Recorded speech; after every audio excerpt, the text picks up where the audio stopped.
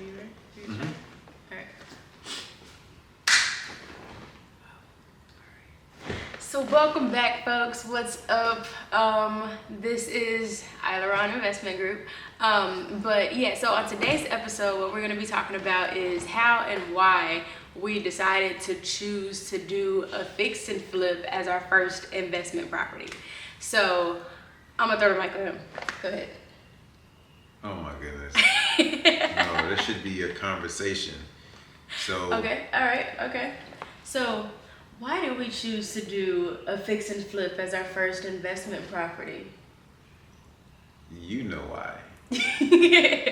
So anyway, if you saw the last episode or one of the previous episodes, you know why we got into real estate, right? So getting back into real estate, there's a lot of opportunities in real estate that we want to jump into, right? So we want to get into fix and flip, we want to get into short-term rentals, we want to get into commercial real estate, so many things. Long-term rentals, all of that. Yeah. And so what we decided to do first is like, you know what? Let's see if we can generate large sums of income, right? Profit from real estate initially, and then we'll start getting into the other things that we want to get into. So that's why we wanted to get a fix and flip first, so that we can learn the process. So we know how to build homes. We've built homes before, and it's easy to work with a builder and tell the builder exactly what you want, and work with the contractors and the foremen to make sure that you get exactly what you're paying for, right? That part's pretty straightforward, but not dealing with contractors, that's the challenge, right? So we wanted to get into fix and flip because we know that we want to find our own contractors. We want to work with the general contractor to figure out, hey, can this person take what we are wanting from the property and convey it into the property, make sure we get what we're wanting, right? So trying to find the contractors, finding a property that we can find the room for profit in, which is another feat in itself, right? Looking all over the Metroplex to try to figure out, hey, what can we get into that we can acquire at a low amount, and then we turn a profit because we've invested the money into it, increase the value, and then get that money out of it, right? So that's why we wanted to get into it at first and generate large sums of income or profit from it, so that we can flip that into something else, right? So I guess fix and flip has two meanings there, right? We fix it up, flip it, and take that money and parlay it into another property, and keep doing the same thing so we understand the process of fix and flip, and we're building our team. Yep. So now that he's gone into the intricacies of all of that stuff, what I want to do is share with y'all the little backstory of how we actually got 9342 spring water. Can't talk. So how it happened was, he came to me one day and he was like, hey, we should get into real estate. And I was like, okay. We both got houses, so like, what do you mean? And so then he was like, yeah, but like, that's from a consumer standpoint. Like, we wanted to be producers in this field, so like, let's brainstorm and see like what things we can do together. And so I was like, all right, okay, cool. Like, this is sounding good. And plus, I watch all those HGTV shows, so it's always been of interest to me. But then we actually started the process, and so he found, actually no. So how it actually happened was we were getting books to read up on like the new things in real estate that we weren't well versed in and stuff. And so we were actually at a Barnes and Nobles one day.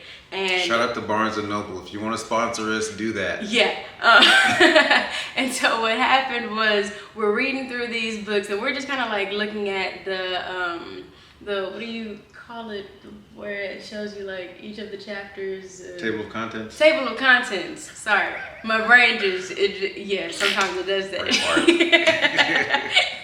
So we're looking through the table of contents, and I picked up this book, and so I'm skimming through, and I'm just like going through it, and then I see this sticky note inside of this book, and there's this realtor. Do we want to disclose her name, or? I mean, I'm sure she wouldn't mind. Brianna Seaback. Amazing. She's awesome. And so we didn't really know how to pronounce her last name, but that's another story. But yeah, so she had her contact information in there, and she's like, if you're looking to get into real estate, whether it be fix and flips, you're looking for a home or anything, contact me. I can hook you up. On this little sticky note inside of this book. And so we're like, That's if pretty this clever. isn't a sign from the Lord, I don't know what is, right? Wow. So, right. And so, we get in the car, like we buy the book and we keep the sticky note and we get in the car and we're like, okay, well, we need to contact her. So first thing that next morning, what we do is we call her, we put her on speaker, and like she picks up. And so we're like, hey, we found your sticky note inside of this book and we're interested to know, like, one, why you put it in there, and two, how you can help us. So then we started this conversation with her. The dialogue was great. She's amazing. And then she started sending us these properties, and she's like, hey, there's going to be viewings. We don't have competitions. First person that wants it, like, they get it, all this type of stuff. And we were like, all right, cool. So we go to this showing and we're just walking around, and we had looked at some previous properties that we were interested in as well. But then we just kind of like looked at them and we sat on it and we were just like thinking. And then, so this guy, he's like, all right, we need to make a move. And I was like, yeah, but how are we going to do that, And he's like, we don't know yet, but we need to figure out. But the more we think about it, the less we'll actually do it. So we need to start, And so he's like, let's just go check out this property again. Let's see what you can do to, like what your vision is compared to. So how it happened was we walked it again. He had his ideas of how he wanted to fix it up. I had my ideas of how I wanted to fix it up, and we came together and we were like, all right, let's talk to each other about it, figure out what we can do, what budget we need, all that stuff. And then, feel free to intervene. Yeah. No, you're doing a good job. So. Yeah, and so then he was like, okay, he was taking it all in and just processing. This dude is a master processor up in his head, and he doesn't give himself enough credit. But then I remember I was at work, and I get this text message, and he's like, we're going to make a move on this property.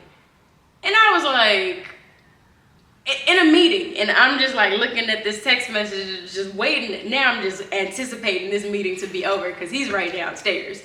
So the meeting ends, I run downstairs, so all you hear is do do do do do do do, right? Thighs rubbing and all of that, just trying to hurry up and get to his office.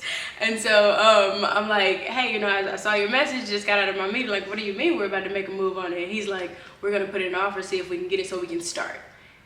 And I'm like, so I just wanted to start something, right? So as she mentioned, we had a lot of properties that we had walked. So I have a spreadsheet that I took from somewhere and I modified it to be exactly what we wanted it to be. And so after running all the numbers, I said, you know what? We're probably not gonna make a lot of money from this one, but we need to get in and start figuring out the process, right? How do we get the contractors? How do we figure out the suppliers and the cost and all that stuff? So I just said, hey, let's just commit to this one. If you don't make money, at least we learn. So that's why we started on 9342. And honestly, one of the best decisions ever, in my opinion, for me, because I would have still been deliberating, trying to figure out, okay, like, where's the money gonna come from to acquire this project? How are we gonna find people to do what we need them to do? Like, blah, blah, blah. And we'll talk about those things in later episodes. But yeah, so that's essentially how it happened. We took a chance on it and committing to it. So the commitment by signing the paperwork, putting your money up, right? That kind of forced us into the next steps that we had to take, right? There's no more thinking, okay, how are we gonna do this and how are we gonna do that?